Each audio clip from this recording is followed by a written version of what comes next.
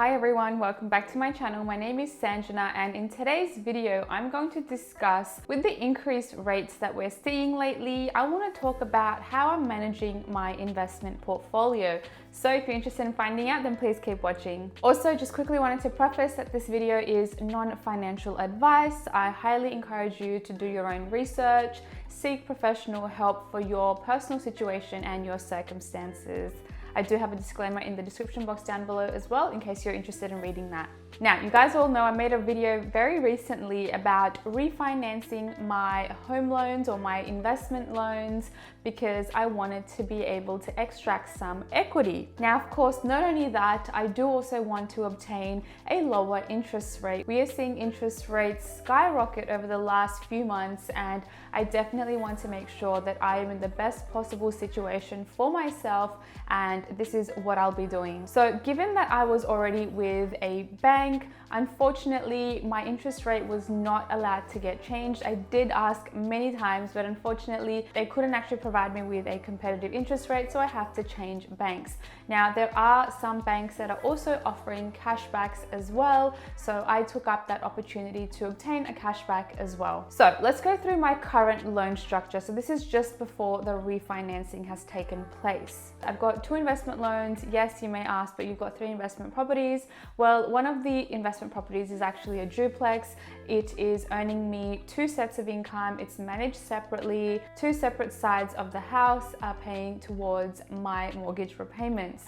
So we've got 2 loans, principal plus interest. Okay, so the first loan that I've got is worth $217,215, and that is at 3.34%. Now, the second loan that I've got is for $207,395 at 3.19%. So if we look at the repayments for the first loan, I'm paying about $1,030 per month. And then the second loan that I've got is for $925. So altogether, I'm paying about $1,955 monthly towards my repayments. So after the refinancing is done and I've extracted some equity, I will also go ahead and restructure my loans to interest only. I will go through towards the end of the video around some of the pros and cons with interest only, but I have decided to take up a variable loan of about 2.99% for 3 years, and this is for both of my loans. Now, if we have a look at the repayments in terms of the differences between the first loan structure and the second loan structure, we can see that the repayments now are $542 for the first loan and the second one $517, totaling about $1,059. Now, the difference between the 2 repayments that we can see with the different loan structures is about $896 per month that I will be getting back into my pocket. Now, if you would like to calculate this for yourself, I do have a link in the description box down below in case you are interested in calculating your repayments as well with the interest rate increases. It is a mortgage calculator from Money Smart, so I'll be sure to leave that down below so you can play around with that for yourself.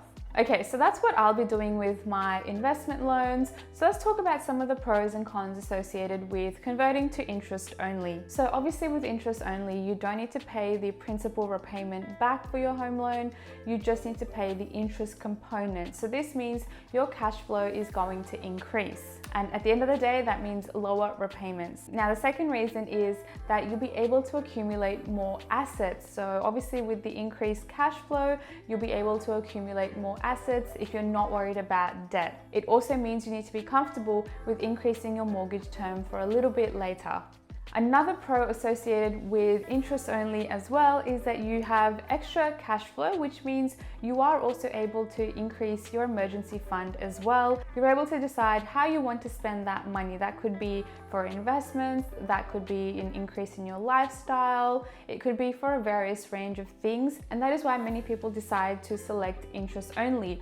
But however, on the flip side, there are some cons associated with it as well. Obviously, with interest only, it means that you're not paying down your debt because you're not paying down the principal, you're only paying down the interest component. So obviously this means that your repayments are going to be higher when you do come off the interest only period. Secondly, this also means that you've got reduced borrowing capacity. So according to a bank, when they check for your serviceability, they assume that you'll be paying off a mortgage for 30 years and you'll be paying it off with principal and interest. However, if you decide to pay only interest only for say 3 years, then you've only got 27 years left to pay off your entire loan. So essentially that means once you do come off the interest only period, you're going to have to fork out more for your repayments. And that obviously means you need to pay more back in a shorter period of time.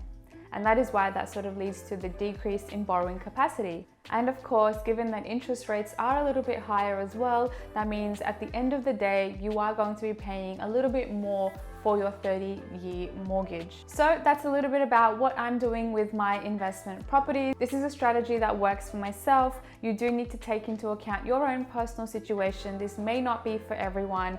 I've outlined some of the pros, some of the cons, and depending on your situation, you may find benefit in either the pros or the cons as well. But this is obviously up to you at the end of the day. Make sure you do your own research and figure out what is right for you. It's never going to be a one size fits all. Everyone's got their own financial goals, values, morals, and you need to take that into consideration. All right, guys, so I'm going to leave this video here. If you do want to follow me with my investing journey, then please do follow me over on my Instagram and my TikTok account, Success by Sanjana. And that's it. I'll catch you guys in my next video. Thanks, guys.